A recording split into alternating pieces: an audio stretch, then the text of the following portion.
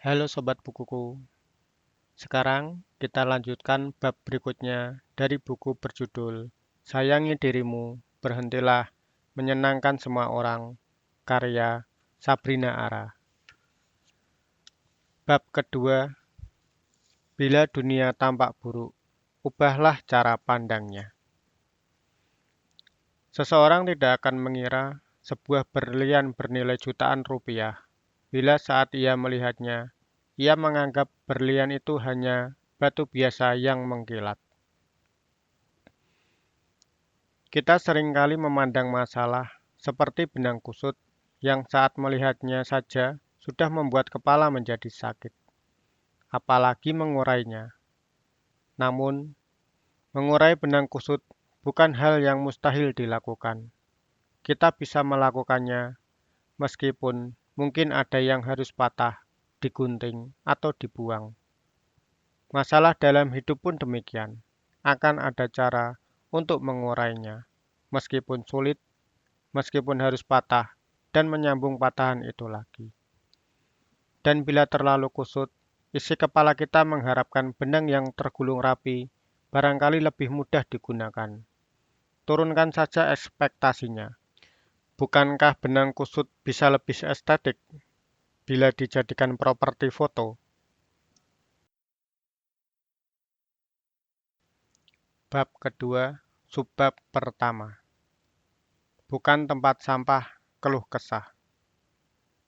Ketika sedang patah, jangan latah, nyampah ke orang yang salah. Sebab di lain hari, sampah-sampah itu pasti kembali ke muka sendiri. Tikah Kumala.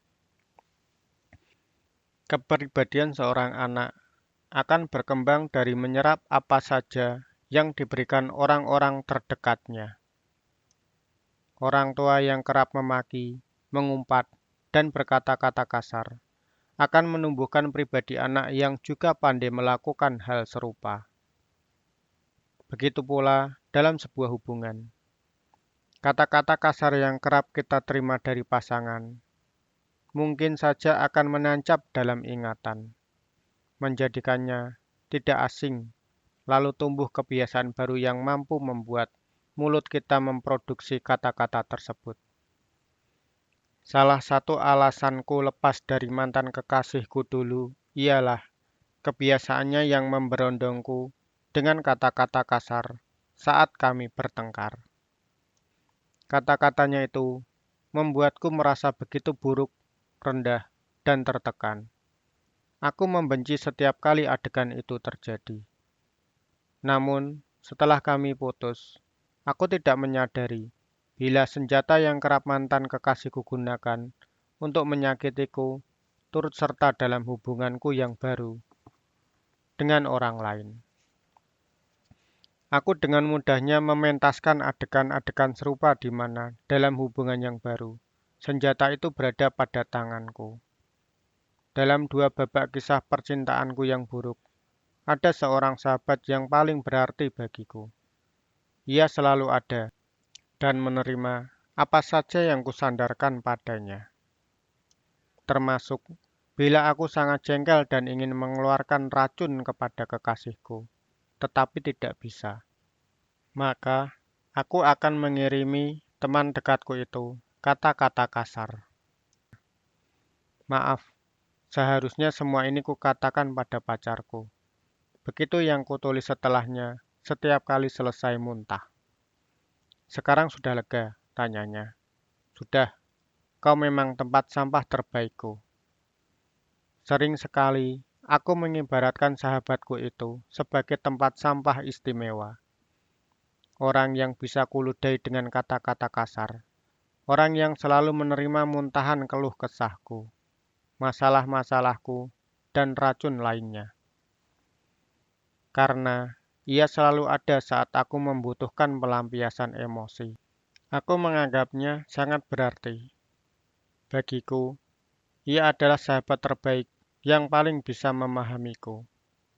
Tidak pernah terpikirkan olehku jika racun-racun yang kulemparkan padanya bisa saja meracuni dadanya. Aku begitu menyayanginya dan sangat percaya jika ia pun demikian padaku. Namun, pada suatu hari yang buruk, hatiku ambruk oleh kenyataan bahwa telah mempercayai seseorang.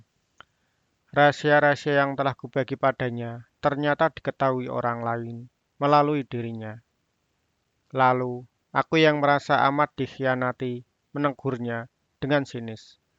Mengapa kau seperti kaleng rombeng yang tidak bisa menjaga rahasia? Dengan tenang ia menjawab, bukankah lebih buruk dari itu? Aku hanya tempat sampah bagimu. Aku terhentak oleh jawaban yang dingin menggigit. Iya benar. Mengapa aku menyamakan seseorang yang sangat berarti dengan benda kotor yang menjijikkan? Apakah karena kuanggap demikian? Maka ia pun berulah sebagaimana aku menganggapnya.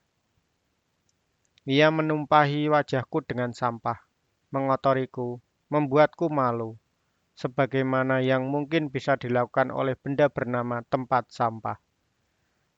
Setelah kami berbaikan, aku bertekad mengubah cara pandangku. Selama ini, aku sangat menyayanginya, hanya karena mungkin selalu membutuhkannya.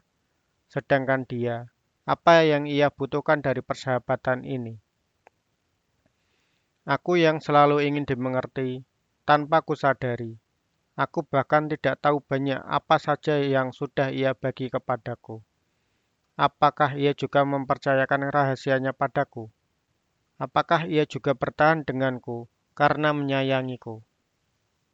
Seharusnya, dalam sebuah persahabatan, terjalin timbal balik yang seimbang, bukan?